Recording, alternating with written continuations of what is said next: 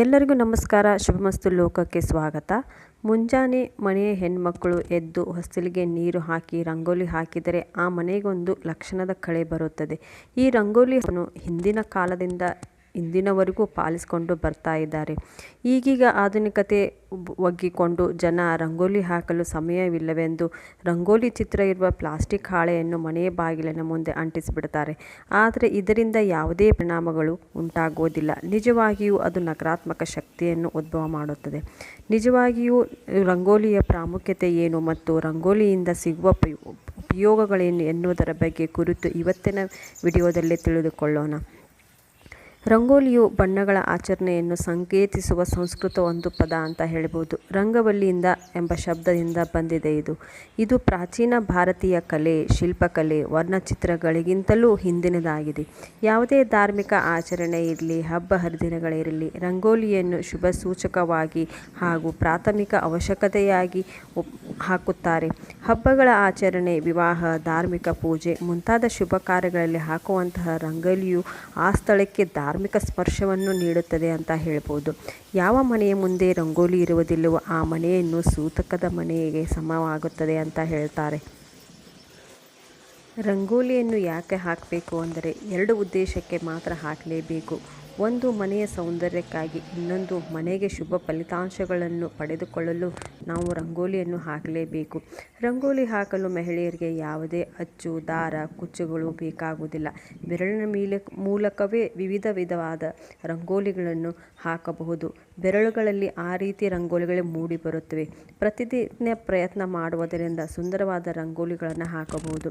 ಪ್ರತಿ ಹಬ್ಬ, ಶುಭ ಸಂದರ್ಭ ಹಾಗೂ ಧಾರ್ಮಿಕ ಆಚರಣೆಗಳಲ್ಲಿ ರಂಗೋಲಿಯನ್ನು ಹಾಕ್ತೇವೆ. ಈ ಎಲ್ಲ ಆಚರಣೆಗಳು ದೇವತಾ ತತ್ವಕ್ಕೆ ಸಂಬಂಧಿಸುವುದರಿಂದ ರಂಗೋಲಿ ಹಾಕಿದರೆ ಶುಭವಾಗುತ್ತದೆ. ಹಬ್ಬದ ಸಂದರ್ಭದಲ್ಲಿ ಆಯಾ ಆಚರಣೆಗೆ ಸಂಬಂಧಿಸಿದ ದೈವಿಕ ತತ್ವ ವಾತಾವರಣ ಹೆಚ್ಚಾಗುತ್ತದೆ.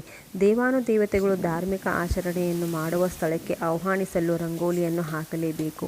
ಅಧಿಕ ಪ್ರಮಾಣದಲ್ಲಿ ದೇವತಾ ಶಕ್ತಿಯನ್ನು ಆಕರ್ಷಿಸಲು ಆಯಾ ದೇವತೆಗಳಿಗೆ ಸಂಬಂಧಿಸಿದ ರಂಗೋಲಿ ಹಾಕಿದರೆ ಅವರು ಪ್ರಸನ್ನರಾಗುತ್ತಾರೆ ಮತ್ತು ನಮಗೆ ಆಶೀರ್ವಾದ ಮಾಡ್ತಾರೆ.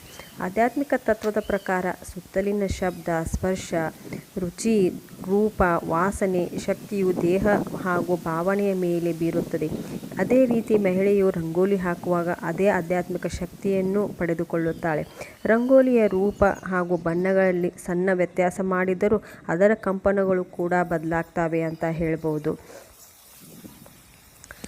ಮನೆಯ ಬಾಗಿಲಿನಿಂದ ಒಳಗೆ ಪ್ರವೇಶಿಸುವವರ ಮನಸ್ಸಿನ ಮೇಲೆಯೂ ರಂಗೋಲಿಯು ಪ್ರಭಾವ ಬೀರುತ್ತದೆ. ಅವರು ನಮಗೆ ಕೆಟ್ಟದ್ದನ್ನು ಮಾಡಲು ಬಂದರೂ ಅದನ್ನು ತಡೆಯುವ ಶಕ್ತಿ ಆ ರಂಗೋಲಿಗೆ ಇರುತ್ತದೆ.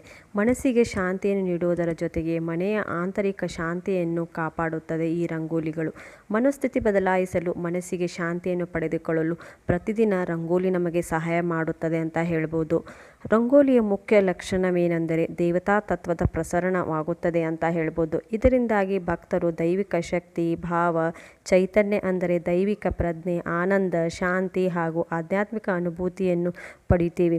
ಹಸ್ತಮುದ್ರಿಕಾ ಹಾಗೂ ಯೋಗ ವಿಜ್ಞಾನದ ಪ್ರಕಾರ ರಂಗೋಲಿ ಹಾಕುವಾಗ ತೋರು ಬೆರಳಿನ ತುದಿಯನ್ನು ಹೆಬ್ಬೆರಳು ಮೃದುವಾಗಿ ಒತ್ತುವುದರಿಂದ ದೇಹದಲ್ಲಿ ನಕಾರಾತ್ಮಕ ಶಕ್ತಿಯು ಬಿಡುಗಡೆಯಾಗುತ್ತದೆ. ಈ ಶಕ್ತಿಯು ಆತ್ಮವನ್ನು ಶುದ್ಧೀಕರಿಸುವುದಲ್ಲದೆ ರಕ್ತ ಚಲನೆಗೂ ಸಹಾಯ ಮಾಡುತ್ತದೆ ಅಂತ ಹೇಳಬಹುದು.